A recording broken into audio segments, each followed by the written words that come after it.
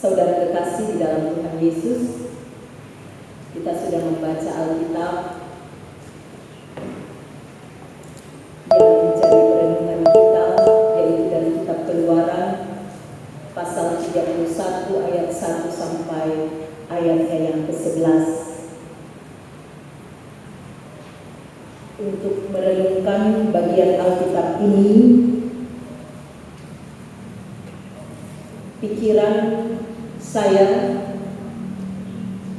tertuju kepada bagaimana ketika jemaat ini hendak mempersiapkan pembangunan seperti yang sedang berlangsung sekarang ini, ya, bangunan fisik gereja Gemim Torsina Tumumpa. Kapan itu dimulai, Bu Bendahara? Tahun lalu, ya, tahun 2021, ya, bulan Mei, ya, bulan Mei. Rencana itu pasti sudah ada sebelumnya, ya. Dan pada waktu membangun ini, Badan Pekerja Majelis Jemaat bersama dengan panitia pembangunan secara khusus pasti punya pemikiran bagaimana mau backing dan siapa mau backing, kan? Dan dengan prosedur tentu berdasarkan kesepakatan sidang-sidang, maka dipilihlah orang-orang tertentu untuk mengemban tanggung jawab membangun ini, ya. Walaupun COVID, orang lihat sekarang soal perkelan. Amin, Bapak Ibu. Ya, puji Tuhan. Saya katakan tadi pikiran saya tertuju kepada situasi ini karena kira-kira bagian Alkitab yang diceritakan ini berbicara tentang satu keadaan yang tidak berbeda jauh, ya. Walaupun memang yang disampaikan dalam kitab Keluaran 31 ayat 1 sampai 11 adalah tentang bagaimana waktu itu umat Israel yang dalam perjalanan mereka keluar dari tanah Mesir di tempat perbudakan, saat mereka telah menjadi satu bangsa yang besar di tempat perbudakan di Mesir, dan karena itu mereka diperbudak oleh karena kekhawatiran pemerintah dan orang-orang Mesir, jangan-jangan dorang somo berkuasa di sana karena memang begitu banyak jumlah mereka dan begitu besar kekuatan mereka, sehingga dalam rencana Allah mereka dipanggil, dibebaskan, dan mereka keluar dari tanah Mesir. Dalam satu episode perjalanan, mereka kemudian dihentak untuk berada di Gunung Sinai di bawah kepemimpinan Musa. Dan di sekitar Gunung Sinai ini Allah berfirman kepada Musa untuk datang menghadap Allah.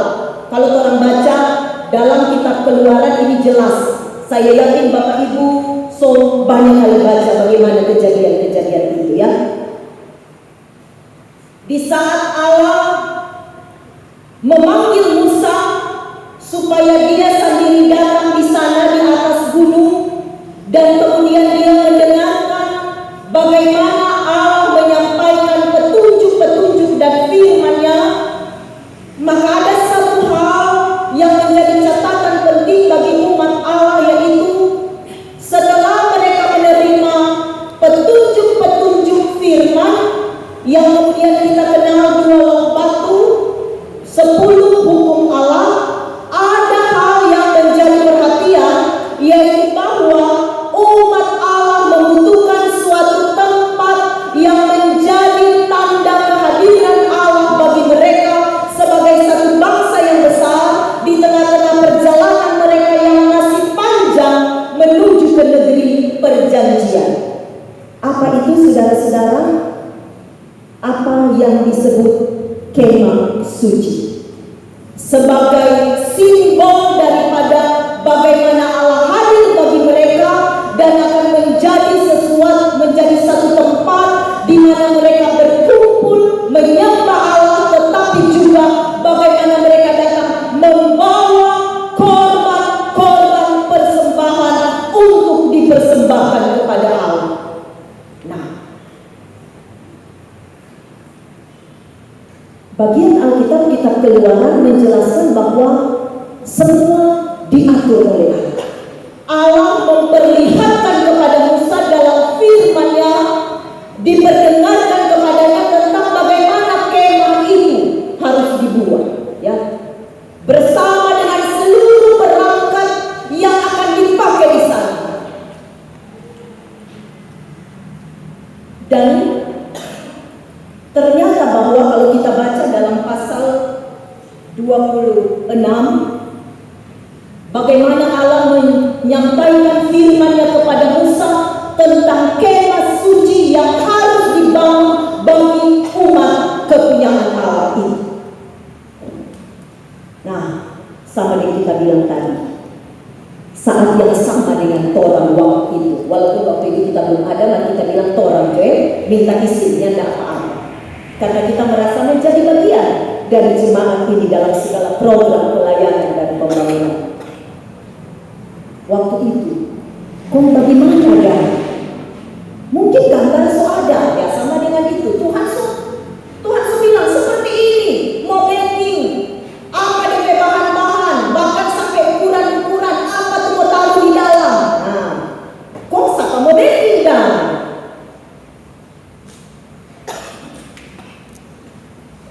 Nah, pertanyaan ini yang kemudian mendapatkan jawaban.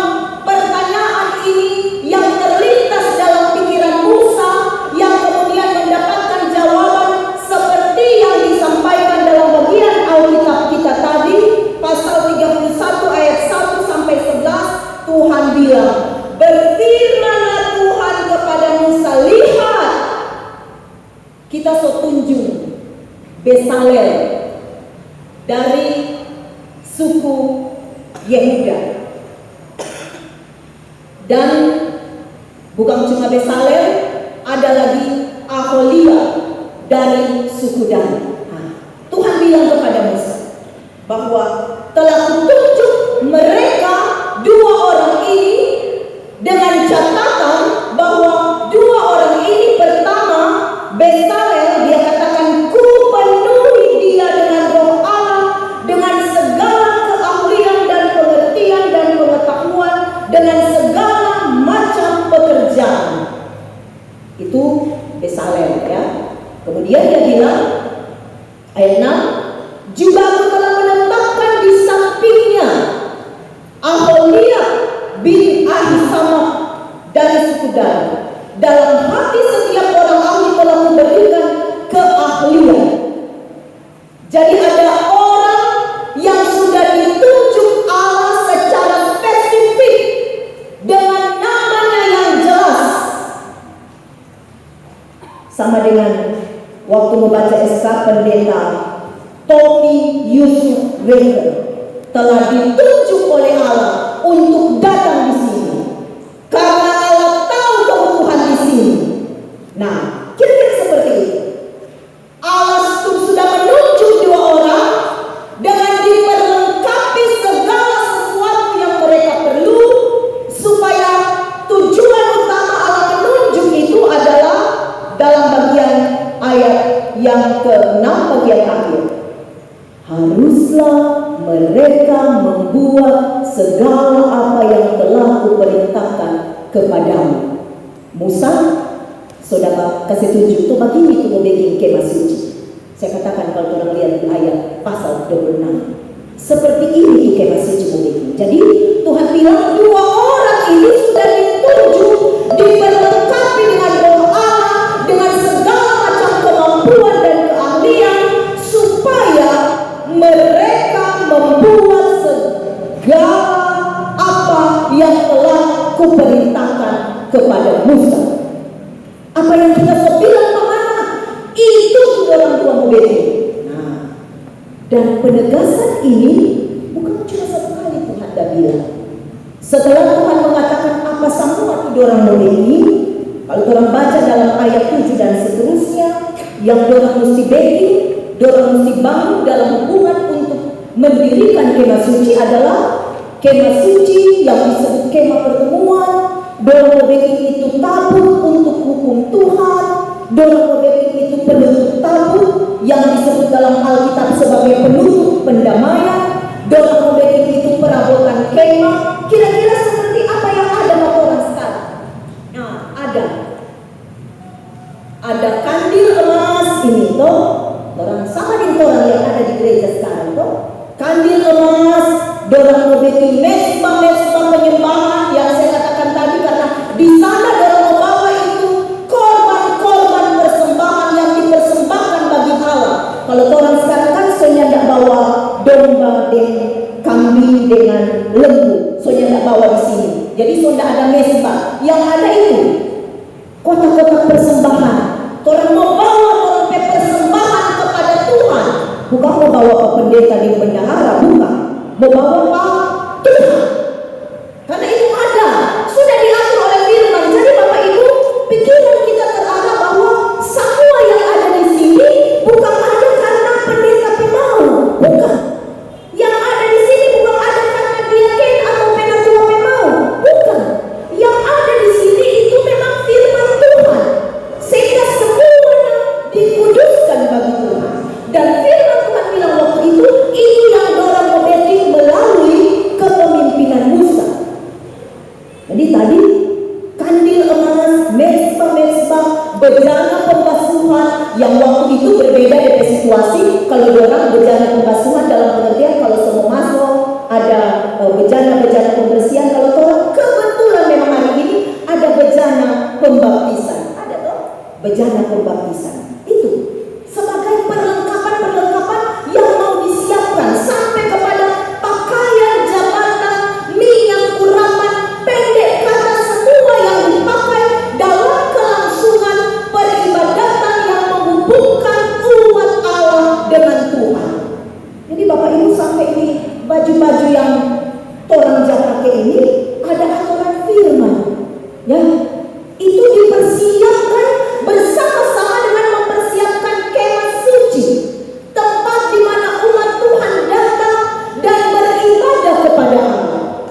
Nah, firman Tuhan kepada Musa bahwa mempersiapkan kemah suci itu Allah sudah menunjuk, saya katakan tadi secara jelas kepada siapa dia tunjuk, ya. Jadi nama disebutnya tidak masalah orang, ya, tidak masalah. Allah pilih secara khusus, sama dengan Allah memilih orang-orang yang dipakainya secara khusus. Allah memakai jemaat Tuhan untuk memilih orang-orang yang mau dipakai Allah secara khusus. Nama dia. Jadi bukan atas dasar dong mau bilang atas dasar kemauan pribadi, politik dunia. Walaupun mungkin ada jatah tinggi politik, tetapi biar politik bagaimanapun tetap yang mau tertunjuk, yang mau muncul, yang mau tertunjuk dalam proses pemilihan Allah itu memang orang yang memang Allah sebutkan namanya. Dan itu terjadi. Bezalel dan Aholiab, dan mereka dianugerahkan kemampuan, dianugerahkan keahlian sebagai seorang yang membangun, mempersiapkan segala sesuatu yang berhubungan dengan tempat peribadatan bagi umat Allah dalam rangka untuk melakukan apa yang Tuhan firmankan melalui Musa. Jadi penting ini Bapak Ibu, orang tertentu dipilih untuk pekerjaan tertentu untuk melakukan apa yang Tuhan firmankan, ya. Jadi bukan dipilih untuk melakukan apa yang ia inginkan, tetapi penting kita perhatikan firman ini untuk mengerjakan, melakukan apa yang Tuhan firmankan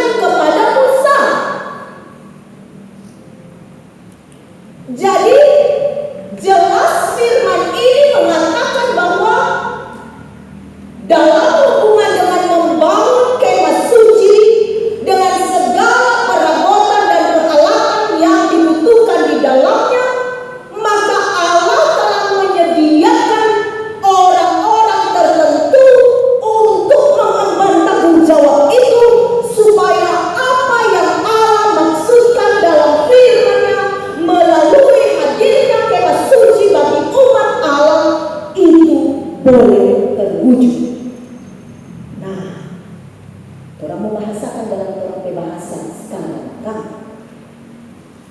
Orang sedang ada dalam proses membangun, ya. Membangun baik Allah. Walaupun ini kesekian kali orang bagi, ya, sesuai dengan kebutuhan jemaat, ya. Karena jemaat sekarang 46 kolom membutuhkan tempat yang lebih baik supaya tidak berdesak-desakan, ya. Nah, kita membangun di sini dan firman Tuhan seperti yang dikatakan apa yang kita baca tadi, bahwa dalam setiap proses pembangunan secara khusus, pembangunan secara fisik, Allah mempersiapkan orang-orang yang dipakainya dengan segala yang dibutuhkan untuk membangun itu, supaya proses pembangunan berjalan menurut apa yang Tuhan atur. Menurut apa yang telah aku firmankan kepadamu. Bahkan dalam ayat yang terakhir dia bilang tepat seperti, artinya apa? Yang tidak ada perubahan-perubahan, yang tidak ada tafsiran-tafsiran, tetapi tepat seperti yang Tuhan firmankan. Itu yang mesti terjadi. Sehingga bagian Alkitab ini mau mengatakan kepada kita bahwa seperti halnya secara khusus pembangunan yang dilakukan oleh jemaat di sini, oleh kita semua, bahwa Allah sudah menyebutkan badan pekerja periode ini, Allah sudah menyebutkan pelayan-pelayan khusus periode ini, Allah sudah menyebutkan panitia pembangunan periode ini, dan Allah sudah menyebutkan jemaat Tuhan yang ada di Gemintor Simatupang untuk diperlengkapi supaya proses pembangunan ini berjalan seperti yang Tuhan firmankan. Mau bikin rumah Allah, bukan mau bikin rumah pondok, bukan. Sehingga yang mau dibuat ini adalah sesuatu yang sesuai dengan kehendak Allah. Walaupun mungkin seperti juga waktu itu ada kekhawatiran Musa. Walaupun sebagai manusia orang punya kekhawatiran, tetapi firman Allah menyebutkan bahwa rancangan Allah itu mesti terjadi tepat seperti firman. Sehingga secara luar biasa dia siapkan orang tertentu. Sehingga ini menjadi kekuatan iman kepada kita gereja Tuhan yang mengemban pertama-tama pembangunan fisik yang besar seperti ini. Bahwa kalau Allah sudah menyebut nama kita, kalau Allah sudah menyebut jemaat kita, maka Allah akan memperlengkapi kita. Maka Allah akan menyediakan semua yang kita perlu, asalkan yang kita lakukan itu tepat seperti yang Allah firmankan. Sehingga ini menjadi satu kekuatan. Orang kan melakukan apa yang Allah firmankan. Orang bukan mau mengutamakan orang nama, yo kita kita dah bikin itu waktu dia, bukan. Tetapi waktu itu Allah memperlengkapi dia untuk membangun. Waktu itu Allah memakai jemaat Tuhan untuk membangun, supaya semua yang dibutuhkan di sini boleh terpenuhi. Amin. Jadi jangan berpikir nanti orang tunggu bantuan dari luar negeri. Jangan. Allah sedang menyebut nama kita. Kolom 1 sampai kolom 46. Allah sedang mengutus kita, mempersiapkan kita dengan segala sesuatu yang diperlukan di sini, supaya kita dapat membangun melalui panitia pembangunan, koordinasi BPMJ, kerjasama seluruh pelayan khusus, dan kemudian ada tukang-tukang yang bekerja. Jadi kesian Bapak Ibu, jangan lupa akang untuk tukang pemakanan. Tuh, kesian tukang kita pernah datang di sini sore-sore, dorang memang tidak hujan, harap maklum. Jadi di kolom dapat telepon minta maaf, dapat tidur. Tukang bataria begini, minum. Kita tanya Pak Ibu Uto, apa dong maksud itu Ibu Uto? So jam minum Pak ini dia. Ayo katakan. Nak lama bat telepon. Ada PLCC yang bilang, tunggu sedikit deh, soalnya kok ada tidur hujan keras. Puji Tuhan orangnya tak lupa. Ya? Ini disebutkan, nama kita disebutkan untuk membangun di sini supaya hubungan kita dengan Allah yang kita lakukan melalui tempat ini sebagai pusat boleh berjalan dengan baik. Jadi kita menjawab bersama. Itu bagi dalam pembangunan secara fisik. Tetapi firman ini juga berbicara secara umum untuk kehidupan kita. Bahwa setiap kita dengan nama-nama kita dipersiapkan Allah untuk keahlian dan kemampuan tertentu dalam bidang kehidupan, jabatan dan peran kita. Kalau kata di keluarga Sambul Ponto, maaf ya Bapak, mau kasih contoh. Kalau kata ada peranan suami di situ, kepala keluarga, Bapak Sambul, ingat Tuhan ada sebut itu nama. Jadilah suami, jadilah kepala keluarga yang melakukan peranan seperti firman Tuhan. Gitu. Di sini, di keluarga ini, jadi Bapak kepala keluarga A, bukan keluarga B. Jangan urus orang di keluarga, urus Bapak di keluarga. Begitu. Firman Tuhan ada cukup waktu ada ikrar pernikahan. Urus ini keluarga yang diberkati. Karena ada kecenderungan banyak orang yang memang harus diberi banyak kemampuan, ya. Lebih dari pendapatan, dia bukan cuma boleh urus satu keluarga, dia boleh mampu urus 5 keluarga. Boleh, dia mampu. Biar 5 keluarga, satu keluarga anak 10 dia mampu. Dia boleh urus. Tetapi namanya disebut di satu keluarga, bukan di 5 keluarga itu, Bapak Ibu. Sehingga fokus kita pada peran, tugas dan tanggung jawab suami, istri. Uruslah, lakukanlah pekerjaan, keahlian, talenta yang Tuhan beri di keluargamu di situ, supaya ada kemajuan di situ, supaya ada kehidupan di situ, supaya ada kesejahteraan di situ, yang kemudian berkembang dalam lingkungan yang lebih luas. Ada kolom, ada penatua dan diaken di situ yang disebutkan namanya untuk mengurus persoalan-persoalan pelayanan di sana. Fokus coba dong di kolom. Karena lekali kalau mau fokus ke orang di kolom, lekali sakit hati. Tuh, sakit hati. Atau kalau sakit hati dia boleh pendam sendiri, dia boleh olah ke sakit hati Bapak diam. Maka kalau dia iri hati Bapak Ibu, cilak ke 12. Ya. Kalau mau urus orang perusahaan pom timbul iri hati, cilak ke 12. Ya. So bukan Tuhan memang yang orang lakukan, harus kalian tahu siapa memang. Nah, ini firman yang menjadi perenungan kita di minggu ini, bahwa ada peranan-peranan kita dengan segala tanggung jawab, dengan segala kemampuan dan keahlian untuk mengemban tanggung jawab kita. Dan firman yang menjadi pembimbing kita bilang, kalau Torah dapat dipercaya untuk kerja-kerja kecil, Torah pun akan dapat dipercaya untuk kerja-kerja besar. Ya. Maka kalau dari kerja kecil orang soalnya tidak dapat dipercaya, tidak mungkin orang mau dipercaya untuk kerja besar. Dan saya yakin setiap kita mengharapkan supaya kepada kita diberi tanggung jawab, semakin hari semakin besar. Ya.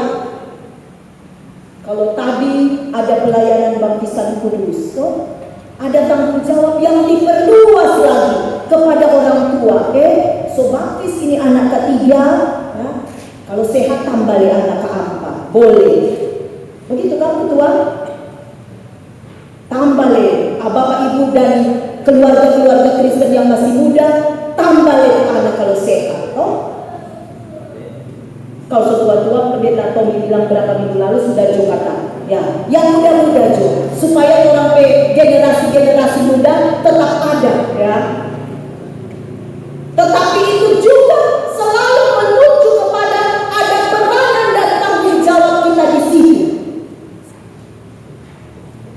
Dunia semakin susah. Kalau orangnya tidak mau berperan secara baik dan benar, orang boleh kalah bersaing.